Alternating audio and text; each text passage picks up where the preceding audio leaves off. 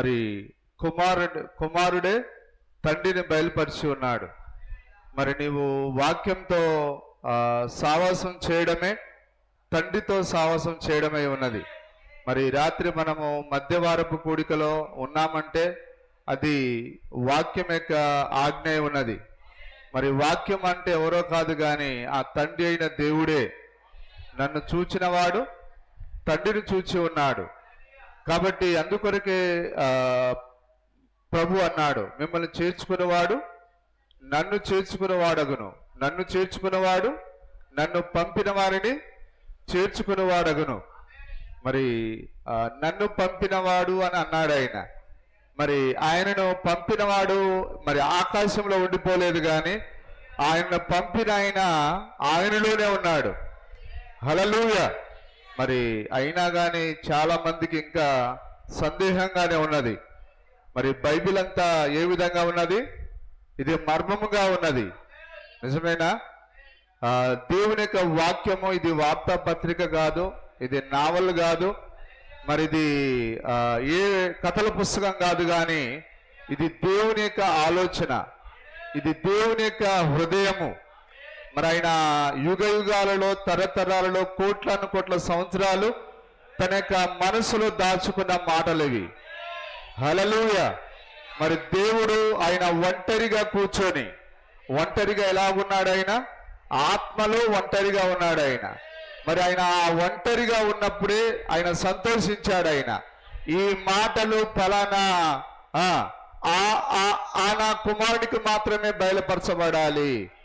ఆ వాక్యాన్ని ఆయన విని సంతోషపడినప్పుడు దేవుడు దాన్ని సంతోషపడి ఉన్నాడు. ఎప్పుడు జగత్పునాది వేయబడక ముందు, అడుగు పరమాణుము లేకముందు, ఈ సృష్టి ఏది లేకముందు, ఏ దేవదూతలు లేకముందు ఈ వాక్యాన్ని కొందరు వినడాన్ని చూశాడు ఆయన. ఆ వాక్యానికి ఆమెను చెప్పడాన్ని చూశాడు ఆయన. ఈ వాక్యము అందరి కొరకు కాదు, ఇది ఈ వాక్యమును ఆయన మర్మముగా ఆయన ఆ మర్మములో దాచిపెట్టి ఉన్నాడు ఆయన. ఎంతమందికి తెలిసింది? కాబట్టి ఈరోజు చాలా మంది వాక్యాన్ని చదువుతున్నారు కానీ దానిని గ్రహించలేకపోతున్నారు. వాక్యాన్ని చదువుతున్నారు కానీ దానికి నిజార్థాన్ని తెలుసుకోలేకపోతున్నారు.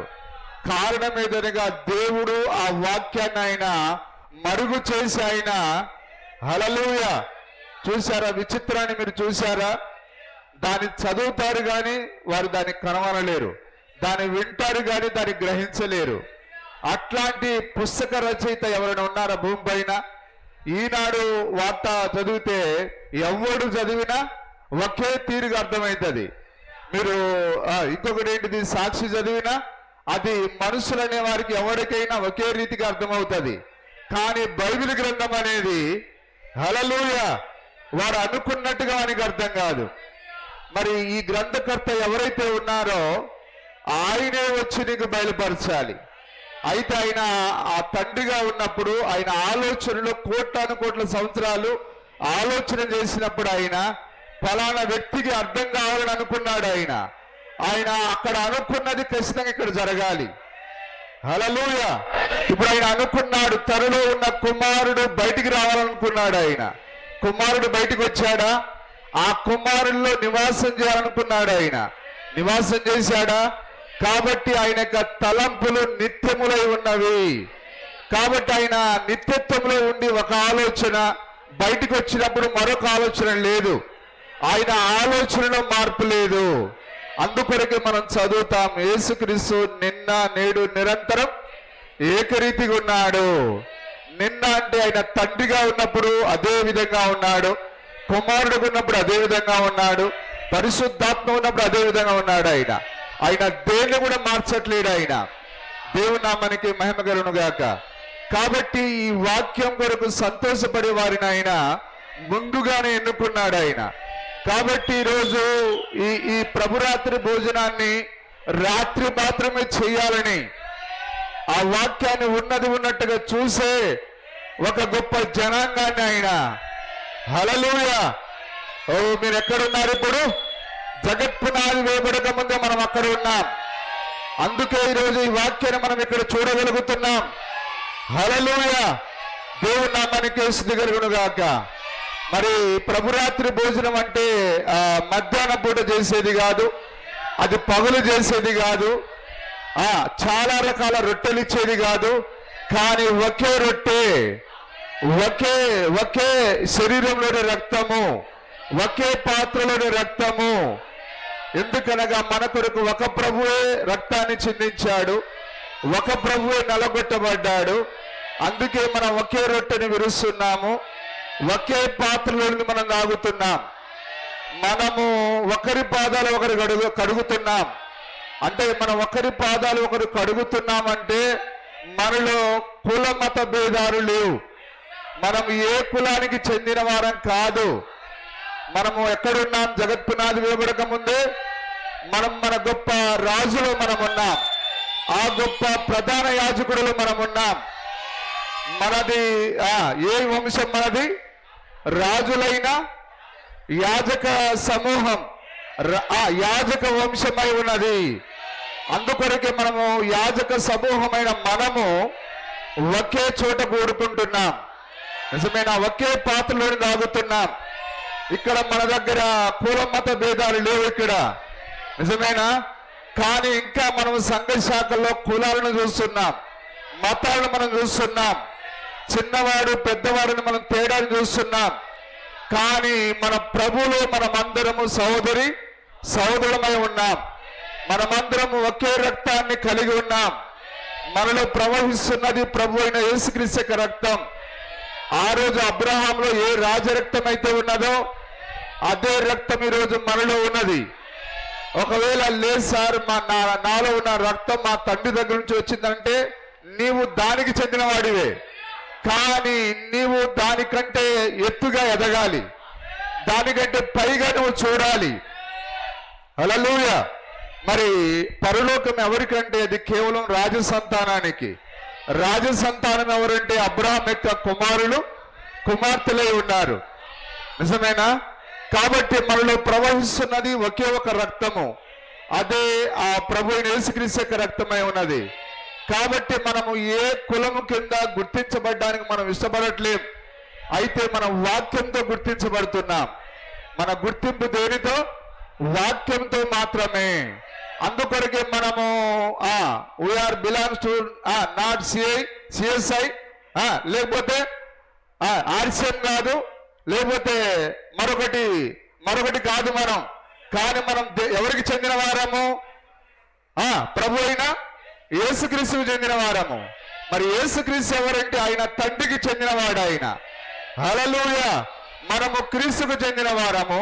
క్రీస్తు దేవుని వాడై ఉన్నాడు. కాబట్టి మనము దేవుని సంతానమై ఉన్నాం.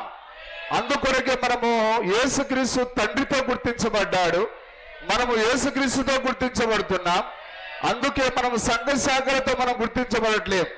అందుకే మనం చెప్పేటప్పుడు నేను సిఎస్ఐ అని చెప్పట్లేం, బాప్టిస్ట్ అని చెప్పట్లేం, మేము ఫలాని సంస్థకు చెందిన వారమని చెప్పట్లేం మనం. ఎందుకంటే మన గుర్తింపు వాక్యం అయి ఉన్నది. మనం వాక్యంతో గుర్తించబడ్డానికి దేవుడు జగత్పునాది వేయబడక ముందే మనని ఎన్నుకున్నాడు ఆయన. కాబట్టి ఈ రాత్రి ఎంతమంది వాక్యంతో గుర్తించబడాలని కోరుకుంటున్నారు? దేవుడు మిమ్మల్ని జగత్పునాది వేయబడక ముందే ఆయన వాక్యములో గుర్తించాడు ఆయన. హల్లెలూయా. కుమారుడు ఎవరు? తండ్రి మాత్రమే ఎరుగుతాడట. కుమారుడు ఎవరు? తండ్రి మాత్రమే ఎరుగుతాడు. తండ్రి ఎవరు? కుమారుడు మాత్రమే ఎరుగుతాడు. నిజమేనా? హల్లెలూయా. అలాగనే వధువు ఎవరు? క్రీస్తు మాత్రమే ఎరుగుతాడు. క్రీస్తు వధువుని ఎరుగుతాడు, వధువు క్రీస్తుని ఎరుగుతుంది. కాబట్టి రాత్రి మీరు దేని కొరకు ఇక్కడ ఉన్నారంటే ఆ వాక్యాన్ని వాక్యంతో గుర్తించబడేదానికి మనం ఈ రాత్రి ఇక్కడ ఉన్నాం. నిజమేనా? ఎంతమంది వాక్యంతో గుర్తించబడాలని కోరుకుంటున్నారు? హల్లెలూయా. దేవుని నామానికి స్తుతి మహిమ కలుగును గాక. కాబట్టి ఈ రాత్రి మనం అక్షరాల వాక్యమును నెరవేర్పు చేయడానికి వచ్చి ఉన్నాం. మరి ఆయన అన్నాడు, నా శరీరము తిని నా రక్తమును త్రాగువాడే నిత్య జీవము గలవాడు. మరి అది అక్షరాల దేవుని యొక్క మాట ఉన్నది. ఆయన ఎక్కడ జీవాన్ని దాచిపెట్టాడు? ఆయన నా శరీరము తిని నా రక్తమును త్రాగువాడే నిత్య జీవము గలవాడు. కాబట్టి ప్రభురాత్రి భోజనానికి చాలా ప్రాముఖ్యత ఉన్నది. ఇది దేవుడు మనకిచ్చిన ఆజ్ఞ ఉన్నది. దీన్ని ఎవరు కూడా నిర్లక్ష్యం వహించకూడదు. దేవుని కార్యాన్ని నిర్లక్ష్యం చేసేవాడు శాపగ్రస్తుడని బైబిల్లో ఉంది. యెహోవా కార్యమును అశ్రద్ధగా చేయవాడు శాపగ్రస్తుడు. అందుకొరకే పాత నిబంధనలో వారు ఆ పస్కా పశువును వధించడానికి వారు దేశంలో ఏ మూలలో ఉన్నా కానీ ఆ యెరూషలేముకు రావాలి. ఒకవేళ అతడు కావాలని రానట్లయితే అతడిని కనుగొని రాళ్లతో కొట్టి చంపేవారు. నిజమేనా? కాబట్టి ప్రభురాత్రి భోజనం అనేది అది నిర్లక్ష్యం చేసే కార్యక్రమము కాదది. అక్షరాల మనం దాన్ని భయభక్తులతో చేయాలి. మరి ఆ రాత్రి ఎక్కడ ఐగుప్తుల వారు మరి త్వరగా దాన్ని చేయాలి. వారు తమ యొక్క కాళ్లకు చెప్పులను ధరించి నడుమున కట్టుకొని చేతులు కర్రను పట్టుకొని మరి వారు త్వరగా ఆ యొక్క పస్కా యొక్క ఆ మాంసాన్ని తినాలి. చేదు కూరలతో ఆ రొట్టెను మాంసాన్ని వారు తినాలి. కాబట్టి ఇది త్వరపడి చేయవలసిన కార్యమే గాని మరి ఇది నిర్లక్ష్యం చేసే కార్యం కాదు ఇది.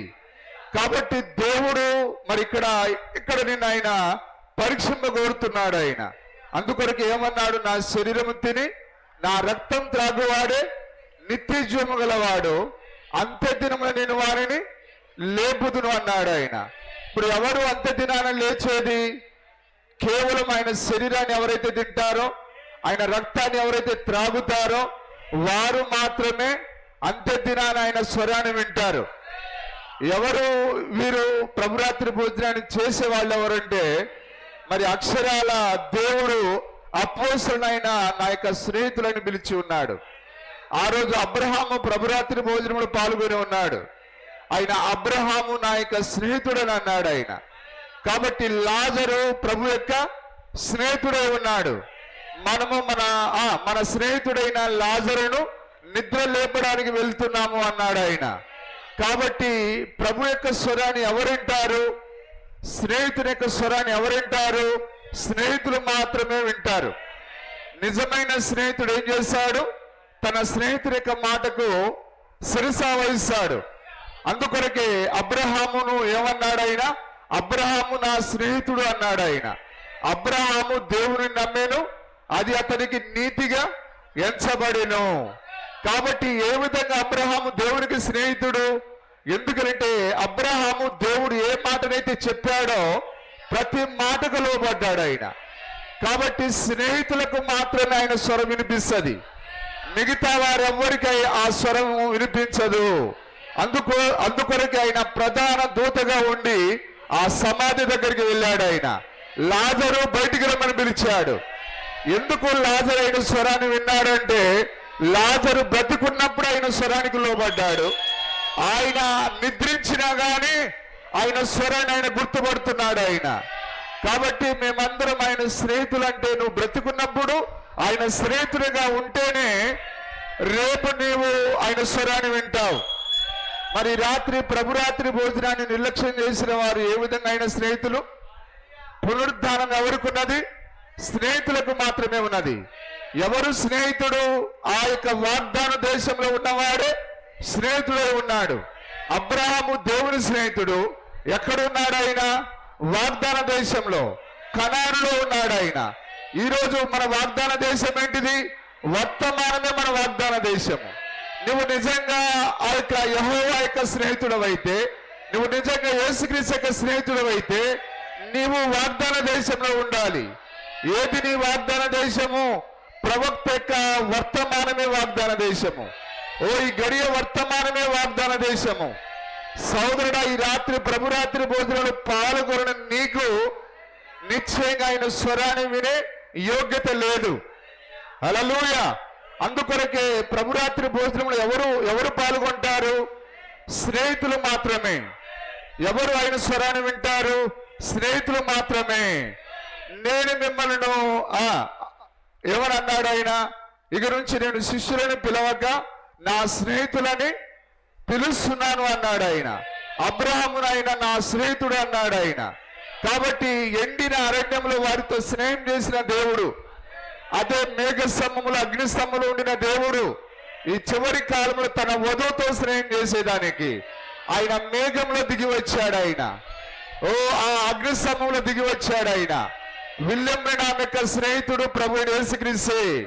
ఎందుకు విలియం బ్రెనామ్ ఎక్కడ కూడా ఆయన అబద్ధం ఆడలేదు. ఆయన ఎక్కడ కూడా దేవుని మాటకు ఆయన వ్యతిరేకించలేదు. ఆయన అబ్రాహాము ఏ విధంగా దేవుని మాటకు లోబడ్డాడో, పౌలు గారు ఏ విధంగా దేవుని మాటకు లోబడ్డాడో, ఆ మోసే ఏ విధంగా దేవుని మాటకు లోబడ్డాడో, విలియం బ్రెనామ్ దేవుని యొక్క మాటకు లోబడి ఉన్నాడు. ఆయన కారణం ఏదనగా వారిద్దరు స్నేహితులై ఉన్నారు. స్నేహితులను గాయపరచడానికి మరొక స్నేహితుడు ప్రయత్నం చేయడండి. దేవుడు నిజంగా నీకు స్నేహితుడైతే ఏం చేస్తావు? నీ స్నేహితుడు నువ్వు గౌరవిస్తావు. మీరు అబ్రహాము సంతానం అయితే అబ్రహాము క్రియలు మీరు చేస్తారు. నువ్వు నిజంగా అబ్రహాము కుమారుడు అయితే నీ తండ్రి అయిన అబ్రహాం ఏం చేశాడు? తన స్నేహితుడిని ఆయన సంతోషపెట్టాడు. ఆయన నిజమేనా?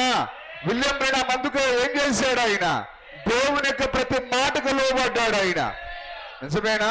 అందుకొరకు ఆ యొక్క విలియం బ్రెనామ్ జీవితంలో ఆయన మరి ఎక్కడ కూడా అబద్ధం ఆడలేదు. ఆయన ఎవరిని కూడా మోసం చేయలేదు. ఆయన ఎవరి డబ్బును కూడా ఆశించలేదు. ఆయన హల్లెలూయా. ఈ కాలంలో దేవుని వాక్యం కొరకు నమ్మకంగా జీవించిన దేవుని యొక్క స్నేహితుడు ఎవరైనా అంటే ఆయన విలియం మ్యారియన్ బ్రెనామ్. హల్లెలూయా. ఏ దయ్యము కూడా ఆయనలో ఒక్క తప్పును కూడా చూపించలేదు. నిజమేనా? ఆయన ఒక విశ్వాసి ఏ విధంగా జీవించాలో దాన్ని జీవించి చూపించి ఉన్నాడు. ఆయన ప్రైజ్ ది లార్డ్. హల్లెలూయా. నిజమేనా? అందుకొరకే దేవుడు ఆ యొక్క విలియం బ్రెనామ్ను ఆయన మరి ఎంతగానో దీవించి ఉన్నాడు, ఎంతగానో అతడు వాడుకొని ఉన్నాడు. ఆయన అపవిత్రపరుచుకునవద్దు, పొగ త్రాగవద్దు. నిజమేనా? నీవు నా కొరకు చేయవలసిన ఒక కార్యం ఉన్నది. కాబట్టి విలియం బ్రెనామ్కి ఆయన హల్లెలూయా ఎప్పుడు తన కాపుదల ఉంచి ఉన్నాడు. ఆయన విలియం బ్రెనామ్ ఎన్నడూ ఆయన తన్ను తాను అపవిత్రపరచుకోవడానికి ప్రయత్నం చేసినా దేవుని యొక్క కాపుదల అతనికి అడ్డుపడి ఉన్నది. నిజమేనా? ఆయన ఆ యొక్క స్త్రీలు రెచ్చగొట్టినప్పుడు నీవు ఒక ఆడంగి వాడివని అన్నప్పుడు ఆయన సిగరెట్ తాగడానికి ప్రయత్నం చేశాడు. ఆయన ఆ సమయంలో ఒక స్వరం వచ్చి మాట్లాడి ఉన్నది. ఆయన సిగరెట్ ని పడేశాడు. ఆయన ఒక సమయంలో అతని యొక్క తండ్రి ఆడంగి వాడ, సారాయి తాగని వాడ అని అన్నప్పుడు ఆయన ఆ సారాయిని త్రాగడానికి పోయినప్పుడు మరలా అదే స్వరం మాట్లాడి ఉన్నది. ఎందుకు? తన స్నేహితుడైన విలియం బ్రెనామ్తో దేవుడు ఉన్నాడా? ఈరోజు నిజంగా మనం దేవుని స్నేహితులం అయితే నిశ్చయంగా ఆయన మనల్ని వాడుకుంటాడు. ఆయన తన కాపుదలతో మనల్ని భద్రపరుస్తాడు. ఆయన విలియం బ్రెనామ్ను భద్రపరిచిన దేవుడు, ఆ రోజు అబ్రహామును భద్రపరిచిన దేవుడు, ఆ పౌలు గారిని భద్రపరిచిన దేవుడు, ఆ మోసేను భద్రపరిచిన దేవుడు. మన దేవుడు చరిత్ర ఉన్న దేవుడు కాదు. ఆయన నిన్న నేడు నిరంతరం ఏకరీతిగా ఉన్న దేవుడు. ఆయన అదే దేవుడు ఈరోజు మనకున్నాడు. మనము ఎట్టబడితే అట్లా మన ఇష్టానుసారంగా జీవించి పరలోకం పోతామంటే కుదరదండి. మన చిత్తము చేయడానికి లేని ఇప్పుడు వధువు దేని కొరకు ఉన్నదంటే ఆమె శిరస్సు కింద ఉన్నది. ఇప్పుడు శిరస్సు ఎవరంటే వర్తమానము, శిరస్సు ఎవరంటే వాక్యము. యేసుక్రీస్తు ఎట్లయితే తండ్రి యొక్క చిత్తానికి లోబడ్డాడో ఆ యొక్క వధువు ఆ యొక్క యేసుక్రీస్తు యొక్క చిత్తానికి లోబడుతుంది. లోబడగలదా? ఖచ్చితంగా లోబడగలదు. ఒక వధువు లోబడగలదని హల్లెలూయా. వధువులో భాగమైన విలియం బ్రెనామ్ దాన్ని చేసి చూపించాడు. ఆయన ఎందుకు విలియం బ్రెనామ్ చేసి చూపించాడు అంటే మిగతా పార్ట్ కూడా చేస్తుంది. హల్లెలూయా. ఆయన ప్రథమ పంట అయితే మనం తర్వాత వచ్చే పంట ఉన్నాం. ఒక దారిలో నడిచిందంటే మిగతా పనులు కూడా అదే మార్గంలో వస్తాయి. మనము ముందుగా నిర్వహించబడిన పనులమై ఉన్నాం. ఒక పన పరిపక్వానికి వచ్చింది, అది క్రీస్తు వలె జీవించి ఉన్నది, క్రీస్తు వలె మాట్లాడి ఉన్నది, క్రీస్తు వలె క్రియలు జరిగించి ఉన్నది, నేను చేయు క్రియలు మీరును జరిగించదురు అన్నాడు ఆయన. యేసుక్రీస్తు కేవలం ముగ్గురిని లేపితే విలియం బ్రెనాన్ యొక్క జీవితంలో వందల కొలది మందులు మనుషులు తిరిగి లేపబడ్డారు. మరణంలో నుంచి వారు తిరిగి లేపబడ్డారు. నేను చేయు క్రియలు నా యందు విశ్వాసం ఉంచువాడు నాకంటే ఎక్కువ క్రియలు చేయరు అన్నాడు ఆయన. ఈ చివరి కాలంలో అదే నమ్మే వధువు ఇక్కడ ఉన్నది. ప్రైజ్ ది లార్డ్, హల్లెలూయా. నిజమైన దేవుని నామానికి స్తుతి కలుగును గాక. కాబట్టి ఈ రాత్రి మనము చక్కగా ఎవరికి అర్థం కాని వాక్యాన్ని మనం అర్థం చేసుకుంటున్నాం.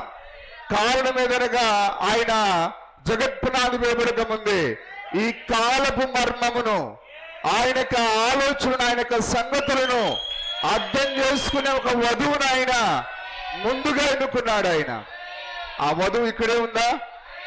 అందుకొరకే ఆయన యొక్క దాగబడిన రహస్యము ఇప్పుడు కేవలం వధువుకు మాత్రమే అర్థమవుతున్నది.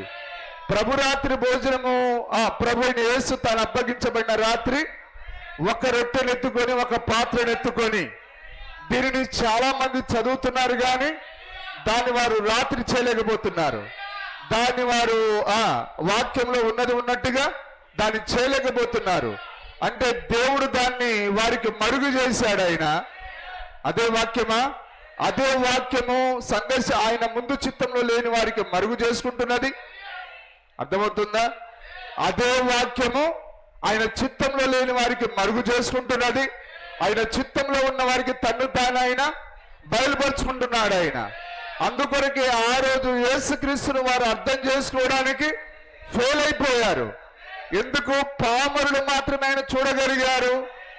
ఆయనను చూడాలంటే నీకు విద్య అవసరం లేదు, నీ జ్ఞానం అవసరం లేదు, నీ తెలివి అక్కర్లేదు, నీ పుర్రెలో పుట్టిన ఏ జ్ఞానం దేవుడికి అక్కర్లేదు. నువ్వు ముందుగా ఎన్నిక చేయబడితే చాలు. హల్లెలూయా.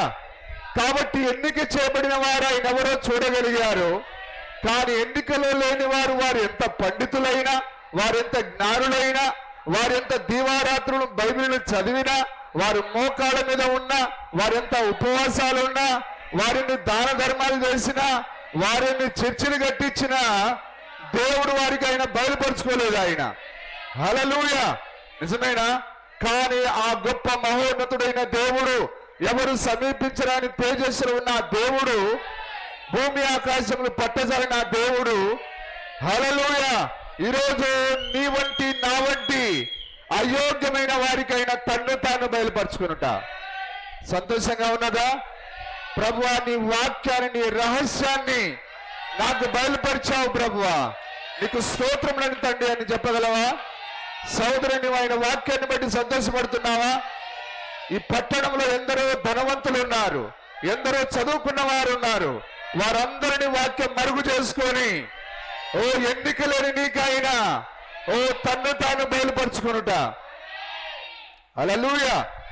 దీని కొరకు మేము ₹1,00,00,000 ఇస్తామన్నా ₹1,00,00,000తో వచ్చేది కాదు. ఇది డబ్బులతో, వెండి బంగారంతో వచ్చేది కాదు. ఇది పేతురు దగ్గర ఉన్న, పౌలు దగ్గర ఉన్న ఆ వరాన్ని ఒకడు డబ్బుతో కొనాలని చూశాడు. కానీ పౌలు లేదా పేతురు అన్నాడు, నీ వెండి బంగారం నీతోనే నశించునుగా అన్నాడు ఆయన. ఇది వెండి బంగారాలతో వచ్చేది కాదండి. హల్లెలూయా. దేవుడు ప్రైజ్ ది లార్డ్, హల్లెలూయా. ఎవరు మనని వెలిగించింది? వాక్యమే మనని వెలిగించి ఉన్నది. కాబట్టి వాక్యము అందరిని వెలిగించట్లేదు, కానీ ఆయన జగత్ పునాది వేయబడక ముందే ఆయన ఒంటరిగా కూర్చొని ఎవరిని, ఏ కాలంలో ఎవరెవరిని వెలిగించాలని ఆయన తలంచాడో వారిని మాత్రమే వెలిగిస్తున్నది. హల్లెలూయా. దేవుని నామానికి స్తుతి మహిమ కలుగును గాక. ఎందరో పరలోకము వారిని ప్రయత్నం చేస్తూ ఉన్నారు, ఎందరో సంఘ శాఖలో ఉండి ప్రయత్నం చేస్తున్నారు. కానీ మానవునికి అసాధ్యం అన్నాడు ఆయన. మానవునికి అసాధ్యం అన్నాడు ఆయన. కానీ దేవునికి సమస్తములు సాధ్యమే. శిష్యులు అడిగారు, అలాగైతే పరలోకంలో ఎవరు ప్రవేశిస్తారు? అందుకే ప్రభు అన్నాడు, అది మానవులకు అసాధ్యం, అది అయితే నాకు సమస్తమును సాధ్యం అన్నాడు ఆయన. దేవునికి సమస్తమును సాధ్యం అన్నాడు ఆయన. అంటే దేవుడు ఎప్పుడు సాధ్యం చేశాడు? జగత్పునాది వేయబడక ముందే. ఆయన అప్పుడే ఒక తరగతి ప్రజను ఎన్నుకున్నాడు. ఆయన అందుకొరకే ఈ వాక్యం ఈరోజు మనకు మాత్రమే అర్థమవుతున్నది. హల్లెలూయా. దేవుని నామానికి స్తుతి కలుగును గాక. నిజంగా మీరు సంతోషపడుతున్నారా? ఈ వాక్యం మిమ్మల్ని సంతోషపెడుతూ ఉన్నదా? కాబట్టి ఈ రాత్రి చక్కగా మనం ఆయన యొక్క వాక్యాన్ని శిరసావహించి ఈ రాత్రి ప్రభురాత్రి భోజనాన్ని చేయడానికి మనం ఇక్కడ కూడుకొని ఉన్నాం. నిజమేనా? అందుకొరకే మరి ఆ గొప్ప యోహాన్ రాస్తున్నాడు. దేన్ని ప్రభు ఏదైతే మాట్లాడి ఉన్నాడో దాన్ని ఆయన ఇక్కడ రాసి ఉన్నాడు. ఆయన ఒకసారి మళ్ళా ఆ వాక్యాన్ని చదువుదాం మనం. దయచేసి చూడండి, 5వ అధ్యాయం. నా మాట విని నన్ను పంపిన వాని యందు విశ్వాసముంచువాడు నిత్య జీవము గలవాడు. హల్లెలూయా. నా మాట విని నన్ను పంపిన వాని యందు విశ్వాసముంచువాడు నిత్య జీవము గలవాడు. నిత్య జీవము గలవాడు. వాడు తీర్పులోనికి రాక మరణంలో నుండి జీవంలోనికి దాటి ఉన్నాడని. ఏం మాట్లాడుతున్నాడు ఆయన? చదవండి, మళ్ళీ చదవండి. విని మాట అంటే ఏంటిది? వాక్యము. Praise the Lord. హల్లెలూయా. ఈ రాత్రి ప్రభురాత్రి భోజనాన్ని, ఆయన శరీరాన్ని, ఆయన రక్తాన్ని మనం తీసుకోవాలన్నది ఏంటిది? అది వాక్యం. అది ఆజ్ఞాతిక్రమమే పాపము. నువ్వు వాక్యాన్ని ధిక్కరించడం అంటే నీవు ఆ యొక్క మరణానికి దగ్గరున్నావని అర్థం. లేదా దేవుని యొక్క ఆజ్ఞను అతిక్రమించినప్పుడు నీవు అగ్నిగుండానికి వెళ్తూ ఉన్నావు. నా మాట విని నన్ను పంపిన వాని యందు విశ్వాసముంచువాడు. ఆయన పంపింది ఎవరు? ఆయనలో ఉన్న దేవుడే. చూస్తున్నారా వాక్యాన్ని? తండ్రి ఎక్కడున్నాడు? ఆయనలోనే ఉన్నాడు తండ్రి. క్రీస్తులోనే తండ్రి ఉన్నాడు. నిజమేనా? దేవుని యందు విశ్వాసం ఉంచుచున్నారు, నా యందును విశ్వాసం ఉంచుడి అన్నాడు ఆయన.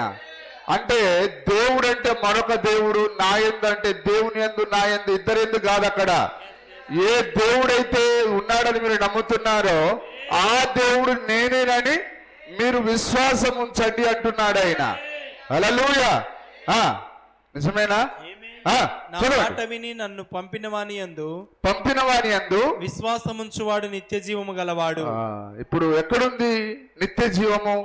ఆయన మాటలో ఉన్నది, ఆయన వాక్యంలో ఉన్నది. ఇక్కడే నిత్య జీవము దాగి ఉన్నది. Praise the Lord. హల్లెలూయా. వాక్యమే జీవమై ఉన్నది. ఈ రాత్రి నీవు ఆయన శరీరాన్ని తినకపోతే నీకు జీవము, నిత్య జీవము లేదు. ఈ రాత్రి నువ్వు ఆయన రక్తాన్ని త్రాగకపోతే నీకు నిత్య జీవము లేదు. నిజమేనా? నా మాట విని నన్ను పంపిన వాని యందు విశ్వాసముంచువాడు నిత్య జీవము గలవాడు. వాడు తీర్పులోనికి రాక మరణంలో నుండి జీవంలోనికి. ఇప్పుడు జాగ్రత్త గమనిస్తున్నారా? ఈ రాత్రి నీవు ప్రభురాత్రి భోజనాన్ని ఆచరిస్తున్నావంటే ఎవరి మాట అది? దేవుని యొక్క మాట. ఆయన రక్తాన్ని నువ్వు త్రాగుతున్నావంటే ఎవరి మాట అది? దేవుని యొక్క మాట. ఒకరి పాదాలు ఒకరు మనం కడుగుతున్నామంటే ఎవరి మాట అది? అది దేవుని యొక్క మాట ఉన్నది. చూడండి, వాడు తీర్పులోనికి రాక. అది కాబట్టి ఎవరైతే ఆయన ఆ యొక్క శరీరాన్ని తింటారో, ఆయన రక్తాన్ని త్రాగుతారో వారు తీర్పు తీర్చేవారే గాని వారు తీర్పులోనికి రారు. హల్లెలూయా. సంఘశాఖ లాగా మనం బుర్ర తక్కువలో కాదు. దొంగతనం చేసినా ఏమనొద్దు, వ్యభిచారం చేసినా ఏమనొద్దు. నువ్వు ఎవడివా చెప్పడానికి? మేము తీర్పులో మేము నిలబడతాం. కాబట్టి వాళ్ళు చెప్పేది సత్యమే. హల్లెలూయా. కానీ వధువు అయితే తీర్పులోనికి రాదు. నా యందు విశ్వాసం ఉంచువాడు మరణంలో నుండి జీవంలోనికి దాటి ఉన్నాడు. విశ్వాసం ఉంచడం అంటే ఫోటో పెట్టుకొని దండం పెట్టడం కాదు. హల్లెలూయా. చాలా మందికి బడా రాజకీయ నాయకుడు తెలుసా? మీకు నరేంద్ర మోడీ తెలుసు కదా, రేవంత్ రెడ్డి తెలుసు, తర్వాత రాజశేఖర రెడ్డి తెలుసు, వైఎస్ జగన్ తెలుసు, నారా చంద్రబాబు తెలుసు. కానీ వీరెవరు మీకు తెలిసినా నిత్య జీవం లేదు. కానీ ఒక ఆయన మాత్రం తెలిసి ఉండాలి. ఎవరైనా? ఆయనే ప్రభువైన యేసుక్రీస్తు. హల్లెలూయా. దయ్యం దగ్గరికి పోయి నేను ఎవరో తెలుసా, నేను ఫలానా పార్టీ లీడర్ని, నువ్వైతే ఏంట్రా అలెగ్జాండరే ఇక్కడ ఉన్నాడు. హల్లెలూయా. నువ్వు కేవలం గల్లీకి లీడర్ ఏమో, వాడు ప్రపంచాన్ని జయించాడు. మై మాలూం, ఏం ఆయన అంటాడు, ఏ మాలూం ఏ హై నెబుకద్నెజర్. నిజమేనా? కాబట్టి నీకు ఎవరు తెలిసినా తెలియకపోయినా దానివల్ల నష్టం లేదు. అయితే ఈరోజు క్రైస్తవులకు తెలిసింది ఎవరంటే, ఫోటోలో ఉన్న యేసుక్రీస్తు తెలుసు. ఎవరు తెలుసు? మేము దేవుణ్ణి నమ్ముకున్నావయ్యా, అంత బాగానే ఉంది, కలిసి వచ్చింది అంటే నువ్వు దేని గురించి మాట్లాడుతున్నావు? ఫోటోలో ఉన్న యేసుక్రీస్తు గురించి మాట్లాడుతున్నావు. కానీ నీకు ఫోటో యేసుక్రీస్తు కాదు తెలియాల్సింది, వాక్యంలో ఉన్న యేసుక్రీస్తు తెలియాలి. హల్లెలూయా. నీవు విశ్వాసం ఉంచడం అంటే దాని అర్థము, విశ్వాసం దేని తీసుకొని రావాలి? క్రియలను తీసుకొని రావాలి. అబ్రహాము విశ్వాసి అనే నిరూపణ ఏంటిది? క్రియలను తీసుకొని రావాలి. నిజమేనా? అబ్రహాము కృప కింద ఉన్నాడు, దానికి రుజువేంటిది? అతడు క్రియలను తీసుకొని రావాలి. అయితే ఈరోజు సంఘ శాఖలని ఏమంటున్నాయి? మేము దేవుని నమ్ముకున్నామని అంటున్నారు, కానీ అది కేవలము ఏ నమ్మకం? అది ఫోటో పెట్టుకున్న నమ్మకం అది. కానీ దేవుడు అలాంటి భక్తిని ఆయన గౌరవించడు ఆయన. కానీ నీకు ఏ యేసుక్రీస్తు కావాలంటే వాక్యంలో ఉన్న క్రీస్తు నీకు కావాలి, వాక్యంలో ఉన్న జీవం కావాలి. నువ్వు యేసుక్రీస్తుని నమ్ముకున్నట్టుగా నేను రుజువుపరిచేది వాక్య మాత్రమే. నీ ఇంటిలో నువ్వు ఎన్ని ఫోటోలు పెట్టుకున్నా, ఇంత వాక్యం రాసుకున్నా, ఆ వాక్యము నీలో లేనట్లయితే, హల్లెలూయా, అందుకొరకే ఆ రోజు ఆయన ఆ వాక్యంగా ఉన్న ఆయన ఏమయ్యాడంటే శరీరధారి అయ్యాడు ఆయన. అలాగనే ఈ రోజు కూడా ఇప్పుడు ఆయన ఆ రోజు ఒక్క శరీరంలో ఉన్నాడు ఆయన.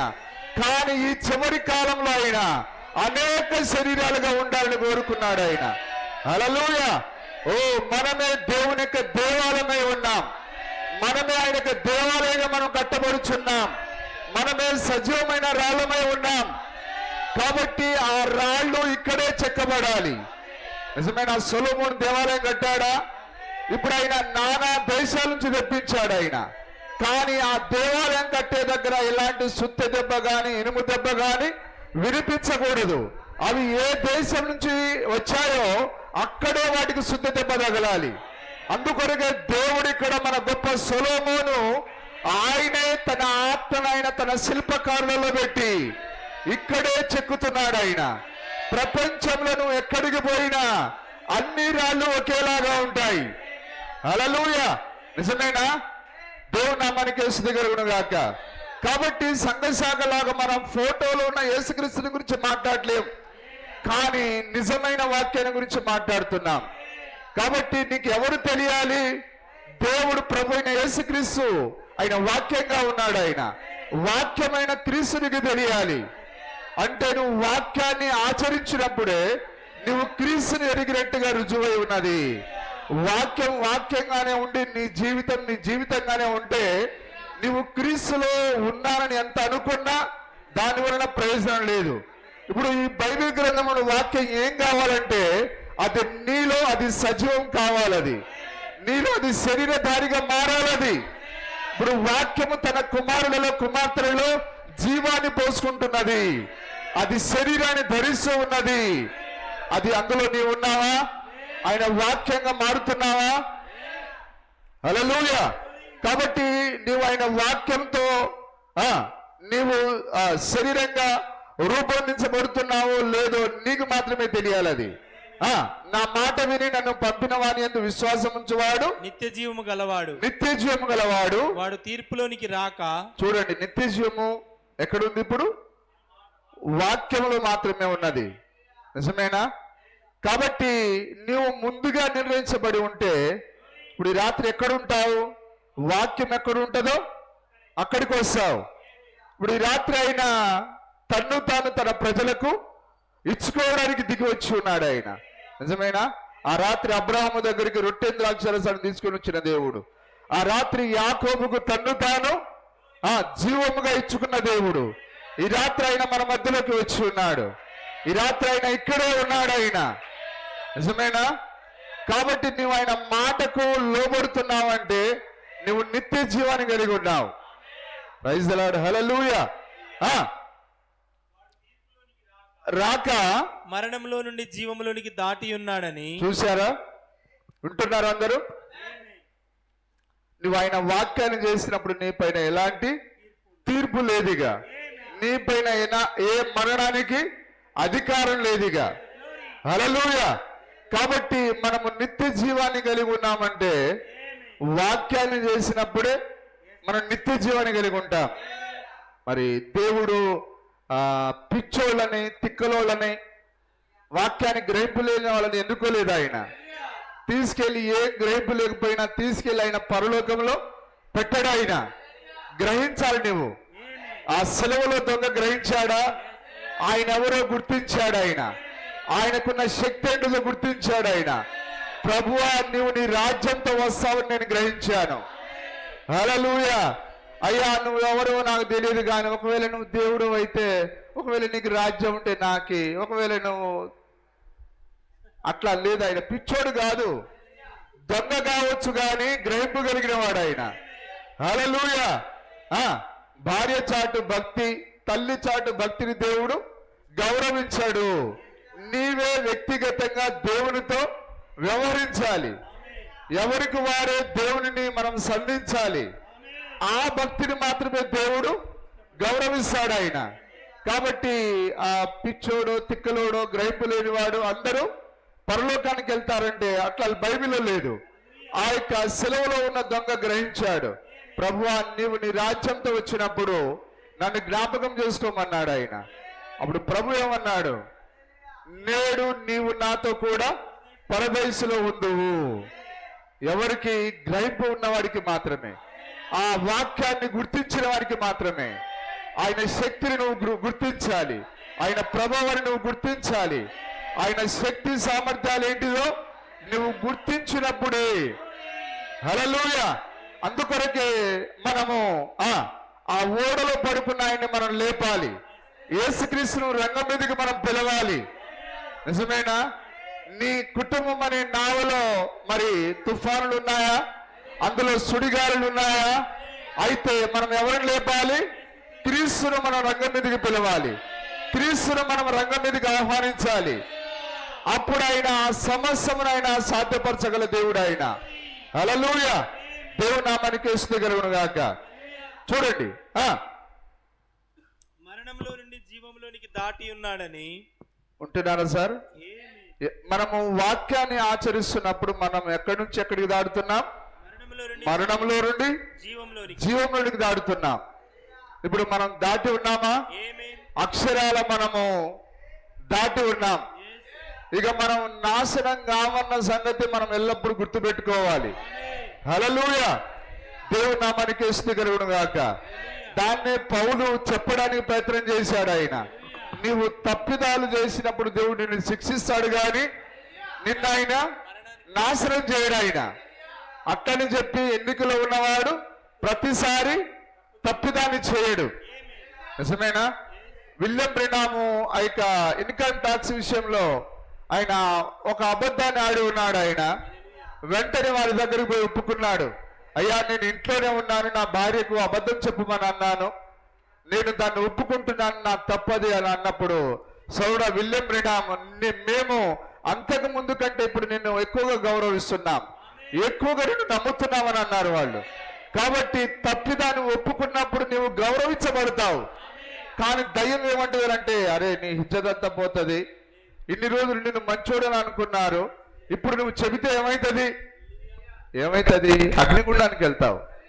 తన తప్పిదముల విషయమై ప్రాయశ్చిత్తం నొందినవాడు ధన్యుడు. కానీ దయ్యం ఏమంటది? నీ పరువు పోతుంది, నీ సిగ్గుపోతుంది.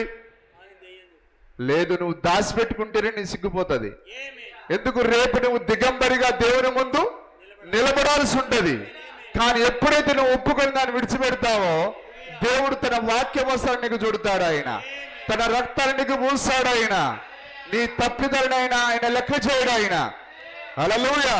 కాబట్టి ఈ రాత్రి ఏంటిది? ప్రభురాత్రి భోజనం అంటే ఈ రాత్రి మన తప్పిదాలను కనుగొనే సమయమై ఉన్నది, మనము దిద్దుకునే సమయమై ఉన్నది.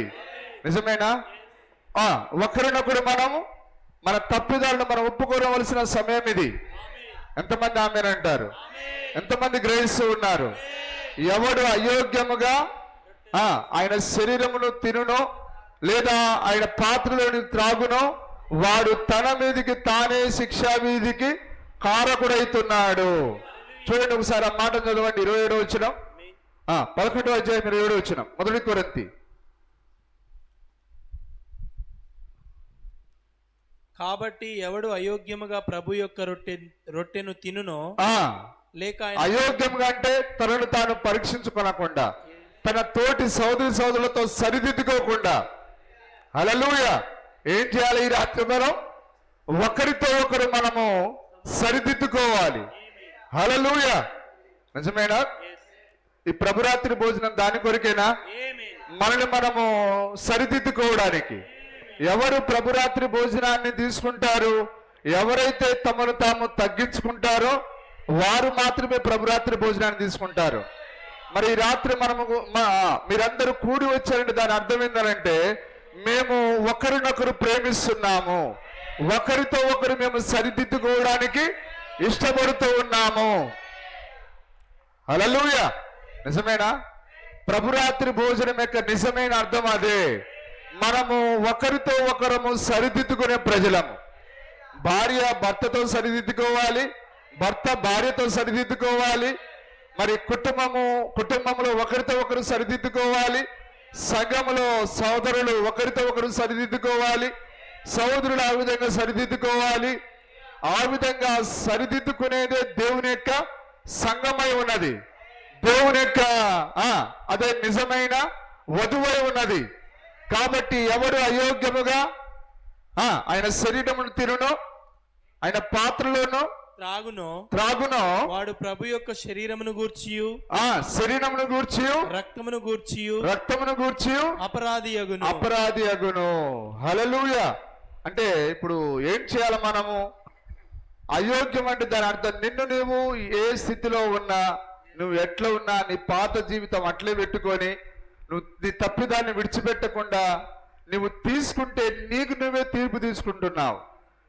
దేవుని యొక్క ఉగ్రతకు నీవే దేవునికి అవకాశం ఇస్తున్నావు. అయితే ఈ రాత్రి నువ్వు తప్పకుండా ఏం చేయాలి? నీ తప్పిదాన్ని ఒప్పుకోవాలి ఖచ్చితంగా. ఇంకా చాలా మంది స్త్రీలు ఈ పెదాలకు నిప్పు తగల్లే, భర్త పైన బూతులు మాట్లాడే స్త్రీలు ప్రభురాత్రి భోజనాన్ని అస్సలు తీసుకోకూడదు. పురుషుల పైన పెత్తనం చేసే స్త్రీ ప్రభురాత్రి భోజనాన్ని అస్సలు తీసుకోకూడదు. మరణిస్తే పాతాళానికి వెళ్తుంది. ప్రవక్త అన్నాడా, పెత్తనం చేయు స్త్రీ శాపములన్నిటికంటే గొప్ప శాపం అన్నాడు ఆయన. నిజమేనా? కాబట్టి ఏ పురుషుడు కూడా స్త్రీ యొక్క ఏలుబడి కింద ఉండకూడదు. వాక్యమేనాది?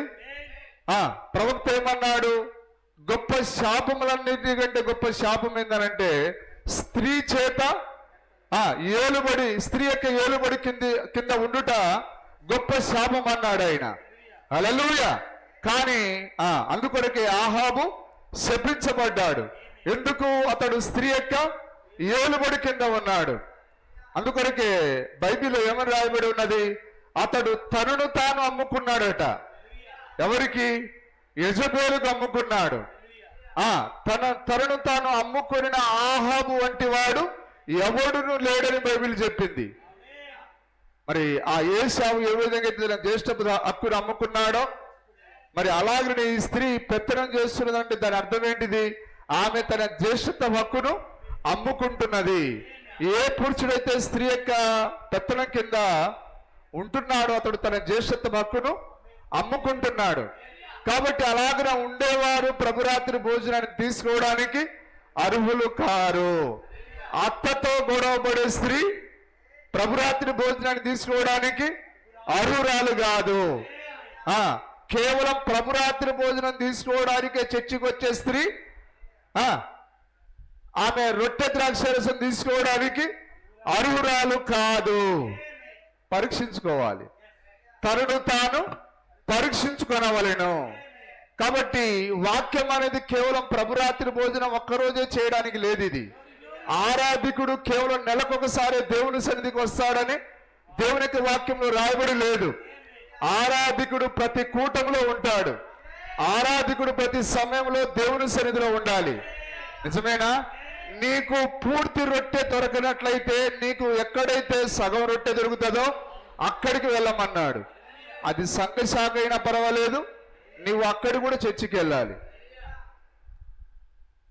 అదేనండి సార్, ప్రవక్త చెప్పాడా? నీకు పూర్తి రొట్టె దొరకనప్పుడు నీకు ఎక్కడైతే ఆ సగం రొట్టె దొరుకుతుందో నువ్వు అక్కడికి వెళ్ళాలన్నాడు ఆయన. కాబట్టి నీవు రెగ్యులర్గా చర్చికి వెళ్ళకుండా ప్రభురాత్రి భోజనాన్ని పాల్గొనడానికి నీకు యోగ్యత లేదు. దేవుని నామానికి స్తుతి కలుగును గాక. కాబట్టి రొట్టె కొరకే నేను చర్చికి వస్తానంటే నీవు చర్చికైతే రాగలవు. ఇక్కడ కేవలము తాత్కాలికమైన ఈ రొట్టెను ద్రాక్షరసాన్ని తీసుకుంటావు, కానీ ఆయన మాత్రం నువ్వు పొందుకోలేవు. నువ్వు ఆయన పొందుకోవాలంటే నువ్వు తప్పకుండా రెగ్యులర్గా చర్చికి రావాలి. తప్పకుండా నువ్వు ప్రతి కూటంలోనూ ఉండాలి. అప్పుడే దేవుడు నీలోనికి వస్తాడు. పరిశుద్ధాత్మ చేత నింపబడడం వేరు, తిరిగి జన్మించడం వేరు. పరిశుద్ధాత్మను సంఘ శాఖలు కూడా పొందుకుంటున్నాయి. వర్షము పిచ్చి మొక్కల మీద పడుతుంది, మంచి మొక్కల మీద పడుతుంది. నేను మనుషులందరి మీద నా ఆత్మను కుమ్మరించదును అన్నాడు ఆయన. కాబట్టి వాడు గూనోడా, గజ్జోడా, వ్యభిచార, మంచోడా, పాసమ పళ్ళమోడా, లేకపోతే ఎత్తు పళ్ళోడా అనేది లెక్క కాదండి. వాడు నలుప తెలుపది లెక్కలేదు దేవునికి. అందరిపైన తన ఆత్మను కుమ్మరిస్తున్నాడు ఆయన.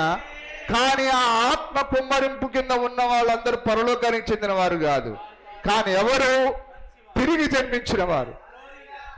తిరిగి జన్మించడానికి పరిశుద్ధాత్మను పొందడానికి తేడా ఉంది. హల్లెలూయా.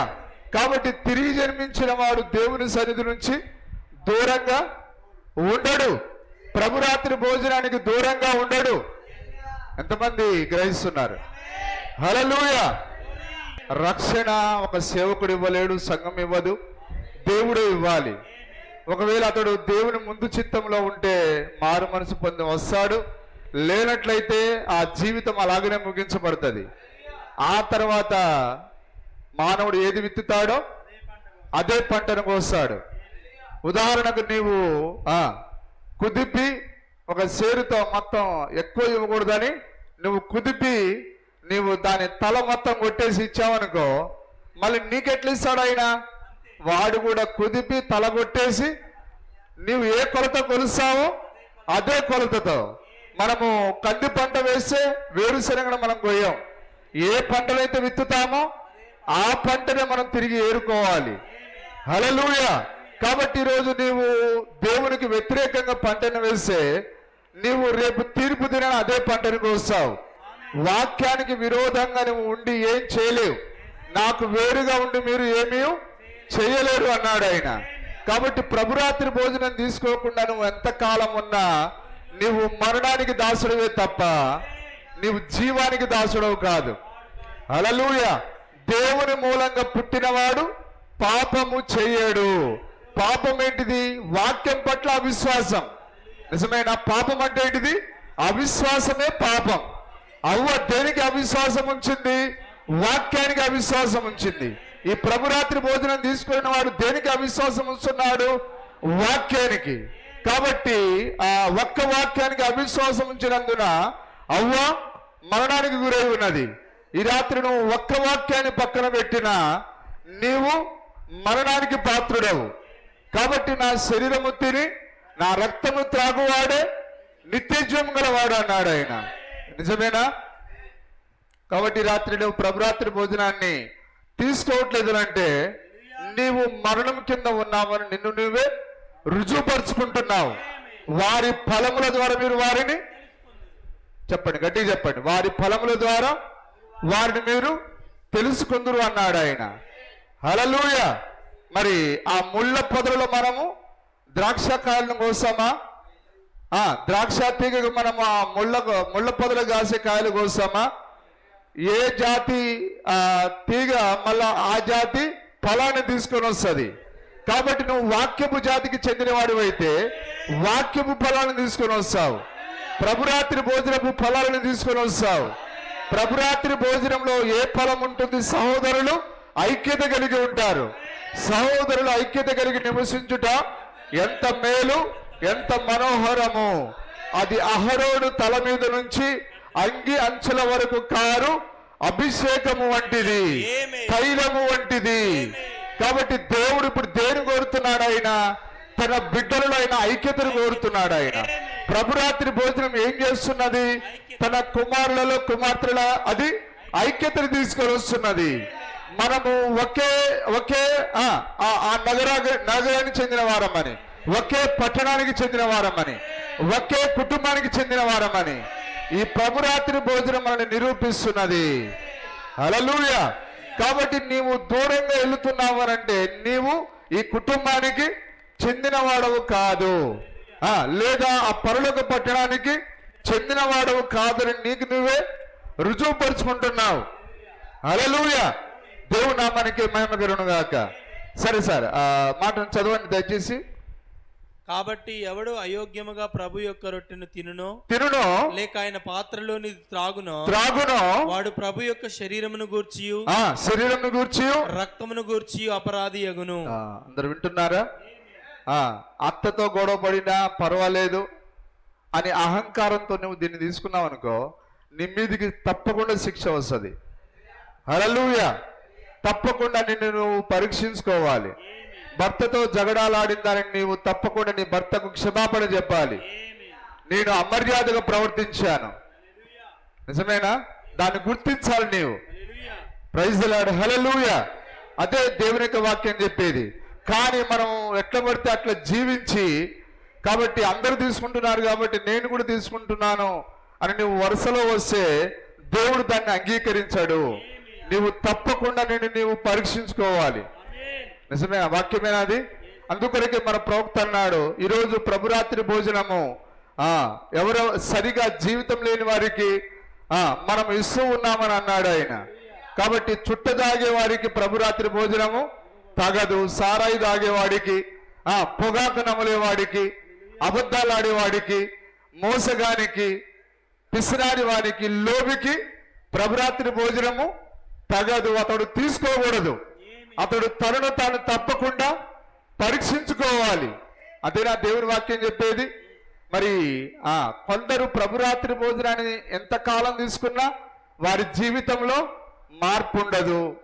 ప్రభు అన్నాడా, ఈ పాత్రలో చెయ్యి ముంచువాడే నాకు వ్యతిరేకంగా తన మడమను ఎత్తువాడు. హల్లెలూయా. అతడే ప్రభును అమ్ముకున్నవాడు. నిజమేనా? కాబట్టి ప్రభురాత్రి భోజనం తీసుకున్నా గానీ ప్రభువుకు వ్యతిరేకంగా జీవిస్తూ ఉంటారు. ఈ మాట అర్థమవుతుందా? కాబట్టి ప్రభురాత్రి భోజనం తీసుకుంటున్న వారందరూ పరిశుద్ధులు చొక్కమంటే కాదు, అట్లా ఉండరండి. ప్రభురాత్రి భోజనం తీసుకున్నా గానీ యూదాయిక జీవితంలో మార్పు రాలేదు. ఎందుకు? అతడు ముందుగా దేని కొరకు నిర్ణయించబడ్డాడు? ఆ యొక్క మోసపుచ్చేదానికి నిర్ణయించబడ్డాడు. అతనికి స్వయంగా ప్రభువే రొట్టె ద్రాక్షరసం ఇచ్చినా ఆయన జీవితంలో మార్పు రాలే. అలాగని ఈ రాత్రి కూడా అంతే. సోదరుడా, నువ్వు ఎంతో కాలంగా సంవత్సరాల తరబడి తీసుకున్న నీ జీవితము ఆ పాత జీవితం లాగానే ఉన్నదనుకోండి, నీవు కూడా దేని కొరకు ముందుగా నిర్ణయించబడ్డావు? ప్రభు యొక్క వాక్యానికి వ్యతిరేకంగా చేయడానికే నువ్వు నిర్ణయించబడి ఉన్నావు. నేను మిమ్మల్ని 12 ఏర్పరచుకున్నా లేదా? మీలో ఒకడు దయ్యము అన్నాడు ఆయన.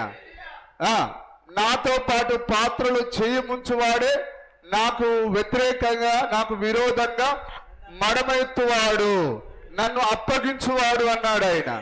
కాబట్టి రాత్రి మీరు ప్రభువును అప్పగించే వారిలాగా ఉన్నారా, లేదా ఆయనతో సరిదిద్దుకునే వారిలాగా ఉన్నారా? అది మీ చేతిలోనే ఉన్నది. జీవము మరణం మీ చేతిలో ఉన్నది. కాబట్టి ప్రభురాత్రి భోజనం అంటే ఎవరు పడితే వారు తీసుకునేది కాదు సార్. తప్పకుండా నువ్వు యథార్థంగా దేవునికి నిన్ను నీవు సమర్పించుకోవాలి. అప్పుడే నువ్వు మరణంలో నుండి జీవంలోనికి దాటుతావు. హల్లెలూయా. చదవండి. ఇందువలననే ప్రభు శరీరం అని వివేచింపక తిని త్రాగువాడు, ప్రభు శరీరం అని వివేచింపక తిని త్రాగువాడు. చూడండి, ప్రభు శరీరం, ఈ రొట్టె ద్రాక్షారసాన్ని తీసుకుంటున్న నీవే ప్రభు యొక్క శరీరం అండి. నమ్మట్లేరా? మనమందరం ఆయన శరీరంలో భాగమై ఉన్నాం. కాబట్టి నీవు ఆయన శరీరం అని నువ్వు తప్పకుండా గుర్తించాలి లేదా? మరి ప్రభువులో నువ్వు భాగమైతే, క్రీస్తు నీలో ఉన్నట్లయితే, క్రీస్తు అబద్ధమాడగలడా? క్రీస్తు అత్తతో గొడవ పడగలడా?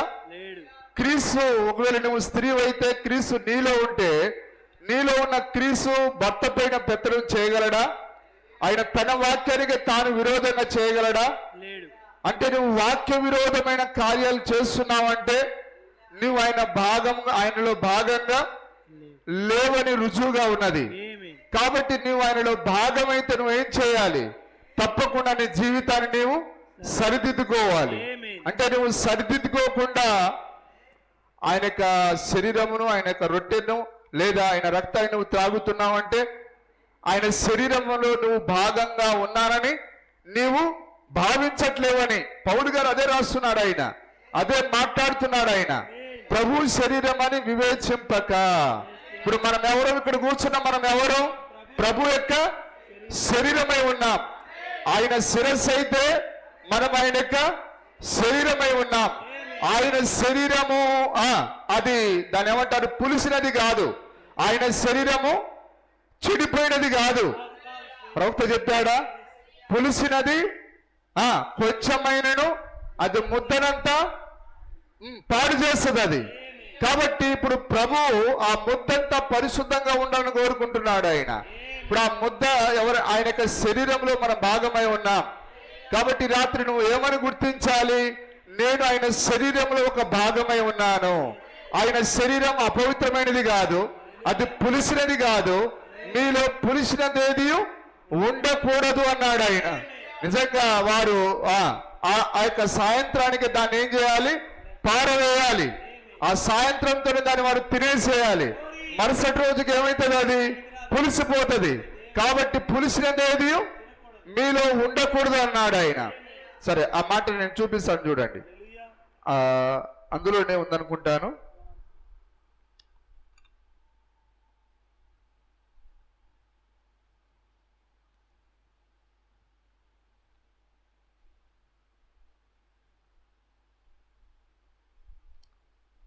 ఐదో అధ్యాయం 6వ వచనం, అదే 1 కొరింథీ పత్రిక.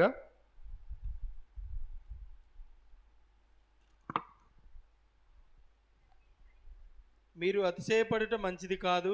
మంచిది కాదు. పులిసిన పిండి కొంచెమైనను ముద్దంతయు పులియజేయనని మీరు ఎరుగరా?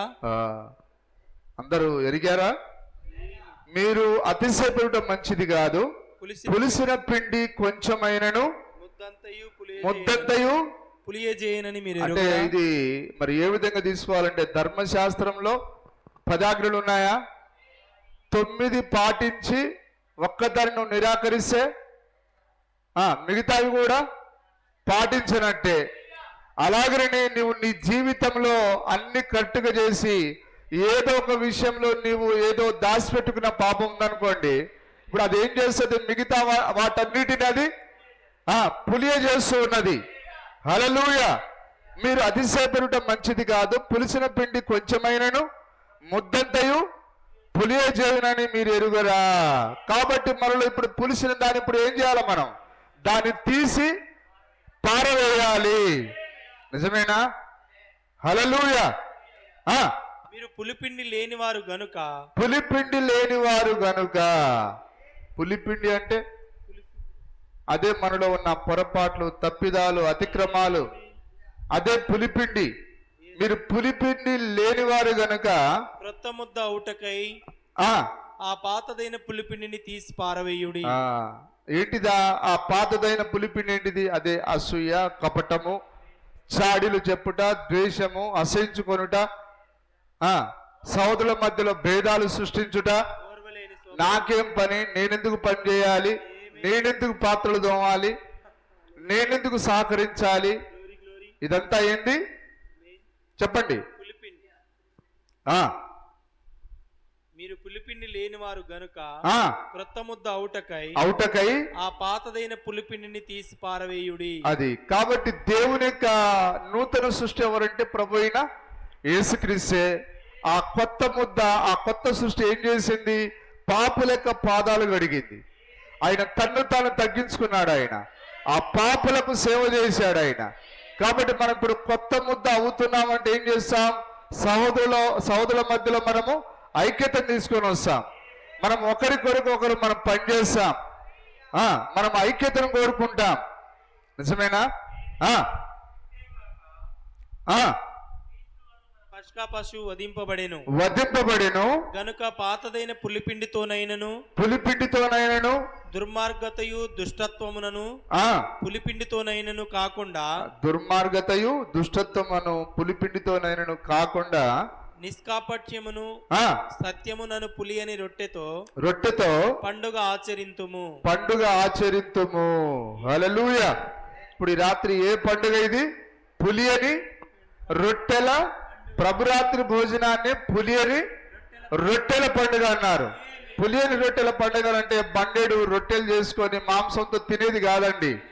ఈ రాత్రి నిన్ను నీవు ప్రభువుకు సమర్పించుకోవడమే, నిన్ను నీవు ఖాళీ చేసుకోవడమే, నీ పాపాలన్నిటిని ఆ మరుపైన సముద్రంలో విసిరివేయడమే. అదే పులియని రొట్టెల పండుగ ఉన్నది. హల్లెలూయా.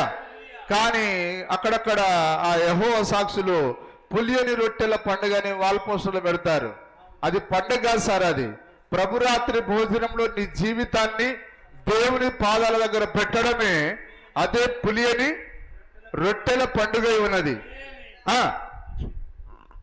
జారులతో సాంగత్యం చేయవద్దని నా పత్రికల్లో మీకు రాసి ఉంటిని. సరే, అది కాదు మనం చదవాల్సింది. ఇప్పుడు మనము ఆ యొక్క వాక్యం దగ్గరికి వెళ్దాం. యోహాను సువార్త. నా మాట విని నన్ను పంపిన వాని యందు విశ్వాసముంచువాడు నిత్య జీవము గలవాడు. వాడు తీర్పులోనికి రాక మరణములో నుండి జీవములోనికి దాటి ఉన్నాడని మీతో నిశ్చయముగా చెప్తున్నాను. హల్లెలూయా. ఆ తర్వాత 6వ అధ్యాయము 54 చదువుదాం. యోహాను సువార్త 6వ అధ్యాయము. మరి ప్రతి ఒక్కరూ శరీరము తిని నా రక్తము త్రాగువాడే నిత్య జీవము గలవాడు. అది అందరు వాక్యాన్ని చూస్తున్నారా? నా శరీరము తిని నా రక్తము త్రాగువాడే నిత్య జీవము గలవాడు. ఇప్పుడు నిత్య జీవం ఎవరికి ఉంది? ఎవరైతే ఆయన శరీరాన్ని తింటారో, ఎవరైతే ఆయన రక్తాన్ని త్రాగుతారో వారికి మాత్రమే నిత్య జీవం ఉంది. ఇప్పుడు ఆలోచన చేస్తారా? అంటే నీ జీవితము ఎట్లున్నా సరే నువ్వు తీసుకుంటే నీకు నిత్య జీవం ఉన్నదా? అయితే ఈ రాత్రి నువ్వు తప్పకుండా నిన్ను నీవు పరీక్షించుకోవాలి. నీ జీవితంలో జరిగిన ప్రతి పొరపాటును ఈ రాత్రి విడిచిపెట్టాలి. నీవు ఈ రాత్రి రొట్టె ద్రాక్షారసాన్ని తీసుకుంటావు, రేపు పోయి అత్తతో గొడవ పెట్టుకుంటావు, భర్తతో గొడవ పెట్టుకుంటావు, మీ వీధి వారితో గొడవ పెట్టుకుంటావు, అవే సీరియల్ చూస్తావు, అవే సినిమాలు చూస్తావు, అవే బూతులు మాట్లాడతావు. అంటే నీకు నిత్య జీవం ఉందా? ఇప్పుడు చెప్పండి, ఉందా? నిత్య జీవం ఉందా? కానీ నీవు ప్రభురాత్రి భోజనాన్ని తీసుకుంటున్నావంటే ఆ పాతదైన పులిపిండిని నీవు తీసి ఖచ్చితంగా పడేస్తావు. పడేసిన తర్వాత ఇక్కడికి వస్తావు. అదేనా వాక్యం చెప్పేది? హల్లెలూయా. నా శరీరము తిని త్రాగువాడే నిత్య జీవం గలవాడు. ఇప్పుడు మీకేమైనా అర్థమవుతుందా? జీవితాన్ని నీవు ఏ మాత్రము ప్రభుకు సమర్పించకుండా ఆ రోత జీవితాన్ని అట్లే పెట్టుకొని, అమ్మయ్య ఈ రాత్రి నేను రొట్టె ముక్కని తిన్నా, ద్రాక్షారసం తాగినా, ఇక నా బ్రతుకు ఎట్లా తగలబడిపోయినా పర్వాలేదు, నాకు నిత్య జీవం వచ్చిందనంటే నిన్నెవరు మోసం చేసేది? నిన్ను నువ్వే మోసం చేసుకుంటున్నావు. నీకు దయ్యం కాదు మోసం చేసేది, నీకు నువ్వే మోసం చేసుకుంటున్నావు. నా రక్తము త్రాగువాడు నిత్య జీవం గలవాడు, అంత్య దినమున నేను వారిని లేపుదును. హల్లెలూయా. మరి ఆయన శరీరాన్ని ఎవరు తినాలి చెప్పండి? ఎవరు తినాలి చెప్పండి? ఆయన రక్తాన్ని ఎవరు త్రాగాలి? Praise the Lord. హల్లెలూయా. ప్రతి ఒక్కరూ తినాలి, ప్రతి ఒక్కరూ తాగాలి. కానీ ఎవరైతే తమను తాము పరీక్షించుకుంటారో, ఎవరైతే తమ యొక్క సహోదరులను ప్రేమిస్తారో, వారితో సమాధాన పడతారో, వారు మాత్రమే ప్రభురాత్రి భోజనాన్ని తీసుకోవాలి. నిజమైన అది వాక్యంలో ఉందా? ఒకసారి మనం చూద్దాం. మొదటి యోహాను పత్రిక 3వ అధ్యాయం 14వ వచనం.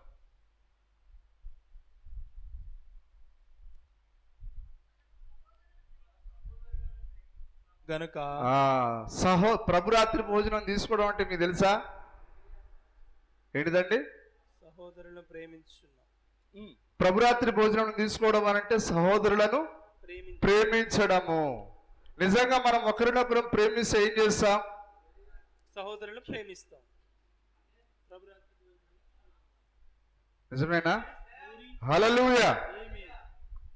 చదవండి. మనము సహోదరులను ప్రేమించుచున్నాము గనుక మరణంలో నుండి జీవములోనికి దాటి ఉన్నామని మీరు ఎరుగుదుము. కానీ నువ్వేమనుకుంటున్నావంటే ఈ సంఘం ఎట్లయినా తగలబడిపోని, వాళ్ళు ఏదైనా చెయ్యని చేయకపోయినా నాకు అక్కర్లేదు, నేను రొట్టెను ద్రాక్షారసాన్ని తీసుకున్నానా నా పని అయిపోయింది అని నీవు అనుకుంటున్నావు. కానీ ప్రభురాత్రి భోజనం అంటే కేవలం అదేదో రొట్టెని గురించి కాదు, అది ఏదో ఆ ద్రాక్షారసాన్ని గురించి కాదు, అది ఆ రొట్టె ద్రాక్షారసమే నీ సహోదరులే ఉన్నారు. హల్లెలూయా. కాబట్టి అక్కడేమో నా శరీరము తిని నా రక్తము త్రాగువాడే అన్నాడు ఆయన. కానీ ఇక్కడేమంటున్నాడు? మనము మన సహోదరులను ప్రేమించుచున్నాము గనక మనము మరణంలో నుండి జీవములోనికి దాటి ఉన్నాం. ఎవరైనా క్యాచ్ చేసుకుంటున్నారా దీన్ని? ఈ వాక్యాన్ని పట్టుకుంటున్నారా? మనము చదవండి, ఆ మాట చదవండి. మనము సహోదరులను ప్రేమించుచున్నాము గనుక మరణంలో నుండి జీవములోనికి దాటి ఉన్నామని ఎరుగుదుము. హల్లెలూయా. దేవుని నామానికి స్తుతి కలుగును గాక. అక్కడేమో జీవితం ఎట్లున్నా పర్వాలేదు, రొట్టె ద్రాక్షారసం తీసుకుంటే వాళ్ళకు పరలోకం ఇస్తా అంటున్నాడు. ఇక్కడేమో సహోదరులను ప్రేమించే వాళ్ళకి ఇస్తా అంటే ఇప్పుడు 2 తరగతుల ప్రజల గురించి మాట్లాడేది. వీళ్ళే వాళ్ళే ఉన్నారు, వేరు వేరు గురించి మాట్లాడలేడు ఆయన. నీవు నీ సంఘాన్ని ప్రేమించినప్పుడు నీవు మరణంలో నుండి జీవంలోనికి దాటుతూ ఉన్నావు. హల్లెలూయా. అందుకొరకే ఇప్పుడు ఆయన తన యొక్క స్నేహితుల కొరకు ప్రాణం పెట్టడానికి వచ్చాడు ఆయన. మరి నిజమైన స్నేహితుడు ఎవరు? తన స్నేహితుల కొరకు ప్రాణం పెట్టేవాడు. అందుకొరకే ఆ యొక్క అపోస్తలుడు ఆయన స్నేహితులను ఎట్లా రుజువు చేశాడు? ఆయన తన ప్రాణమును వారి కొరకు అర్పించాడు ఆయన. హల్లెలూయా. దేవుని నామానికి మహిమ కలుగును గాక. ఇప్పుడు నిజంగా మనము మన సంఘాన్ని ప్రేమిస్తే, మన తోటి సోదరులు మనం ప్రేమిస్తే వారి కొరకు మనం ఏం చేయాలట? మన ప్రాణమును మనం బద్దులమై ఉన్నాము. ఉన్నారా? అట్లాంటి వాళ్ళు ఉన్నారా? సరే చదవండి, కిందికి చదవండి. మన సహోదరులను ప్రేమించున్నాము గనుక మరణంలో నుండి జీవములోనికి దాటి ఉన్నామని ఎరుగుదుము. ప్రేమ లేనివాడు మరణమందు నిలిచి ఉన్నాడు. తన సహోదరుని ద్వేషించువాడు నరహంతకుడు. నేనేంది వాడి దగ్గరికి పోయేది? తప్పు చేసింది వాడే. నేనెందుకు సమాధాన పడాలి? నేనెందుకు మాట్లాడాలి? నేనెందుకు తగ్గించుకోవాలి అంటే దాని అర్థం ఏంటిది? ప్రేమ లేనివాడు నిలిచి ఉన్నాడు. ప్రేమ లేనివాడు మరణమందు నిలిచి ఉన్నాడు. తన సహోదరుని ద్వేషించువాడు నరహంతకుడు. అది తన సహోదరుని ద్వేషించువాడు నరహంతకుడు. కానీ సహోదరులను ద్వేషించినా కానీ నీవు ప్రభురాత్రి భోజనాన్ని ఎన్నిసార్లు తీసుకోలే? యూదా అట్లే దొంగగా ఉండి ఎన్నిసార్లు ప్రభురాత్రి భోజనంలో పాల్గొనలే? నిజమేనా కాదా? హల్లెలూయా. ఈ రాత్రి తప్పకుండా మనం ఎవరమో, సంఘానికి మనకున్న ఆ బాంధవ్యం, ఆ సంబంధం ఏంటిదో, ఆయనతో మనకున్న సంబంధం ఏంటిదో మనం తప్పకుండా ఈ రాత్రి చూడాలి, గ్రహింపు కిందకి రావాలి మనం. ఎందుకంటే ఆయన తన యొక్క రహస్య మర్మాన్ని నీ కొరకు మాత్రమే ఆయన బయలుపరిచాడు. ఆయన 7వ దూత పలుకు దినములలో దేవుని మర్మము సమాప్తమగును. ఈ రాత్రి దేవుని మర్మమై ఉన్న క్రీస్తు మన ముందు తనను తాను బయలుపరుచుకుంటున్నాడు. ఆయన దేవుని యొక్క రహస్యాన్ని మనం ఈ రాత్రి చూస్తున్నాం. అదే సహోదరుల ప్రేమలో ఉన్న రహస్యం, ఆ ప్రభురాత్రి భోజనంలో ఉన్న రహస్యం, సహోదర ప్రేమలో ఉన్న రహస్యం. అర్థమవుతున్నదా? ప్రభురాత్రి భోజనం అంటే కేవలం రొట్టె ద్రాక్షరసం తీసుకుంటే అది ప్రభురాత్రి భోజనం కాదు. నిజమేనా? నీవు నీ యొక్క సహోదరులను ప్రేమించడమే నిజమైన ప్రభురాత్రి భోజనమై ఉన్నది. అదేనా ఇక్కడ ఆ యొక్క యోహాను మాట్లాడేది? చదవండి సార్. మనము మన సహోదరులను ప్రేమించున్నాం గనక మరణంలో నుండి దాటి ఉన్నాము అని ఎరుగుదము. ప్రేమ లేనివాడు మరణమందు నిలిచి ఉన్నాడు. తన సహోదరుని ద్వేషించువాడు నరహంతకుడు. తన సహోదరుని ద్వేషించువాడు నరహంతకుడు. ఏ నరహంతకుని యందు నిత్య జీవం ఉండదని మీరు ఎరుగుదురు. అంటే నువ్వు కత్తితో చంపాల్సిన అవసరం లేదు, ఏదో బాంబు ఆయన పైన వేయాల్సిన అవసరం లేదు. కానీ నువ్వు ద్వేషిస్తే, నీ తోటి సహోదరుడు నువ్వు ద్వేషిస్తే అతడిని చంపినట్టే. ఏ నరహంతకుని యందు దేవుని ప్రేమ ఉండదు అని దేవుని వాక్యం సెలవిస్తున్నది. కానీ మనం నరహంతకులుగా ఉండి కూడా ప్రభురాత్రి భోజనంలో చాలాసార్లు పాల్గొన్నాం కాదంటారా?